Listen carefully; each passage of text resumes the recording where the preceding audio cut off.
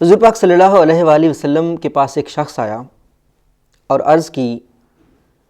کہ حضرت محمد صلی اللہ علیہ وآلہ وسلم مجھے بتائیے کہ ایمان کیا ہے؟ تو آپ صلی اللہ علیہ وآلہ وسلم نے فرمایا ایمان یہ ہے کہ تم اللہ کو، اس کے فرشتوں کو، اس کی بھیجی ہوئی کتابوں کو، اس کے رسولوں کو اور آخرت کو حق جانو اور حق مانو، اور اس بات کو بھی مانو کہ دنیا میں جو کچھ ہوتا ہے اللہ کی طرف سے ہوتا ہے، چاہے وہ خیر ہو یا شر ہو۔ اب اس حدیث کے مطابق اچھا مسلمان وہ ہے جو ان تمام چیزوں پہ جو کہ آپ صلی اللہ علیہ وسلم کی حدیث میں ابھی میں نے بیان کی ہیں ان کو نہ صرف جانے بلکہ مانے، اور یہ یقین کر لے کہ دنیا میں جو کچھ بھی ہوتا ہے وہ اللہ کی طرف سے ہوتا ہے اور وہ ہمیشہ اللہ کی رضا کا طالب ہو۔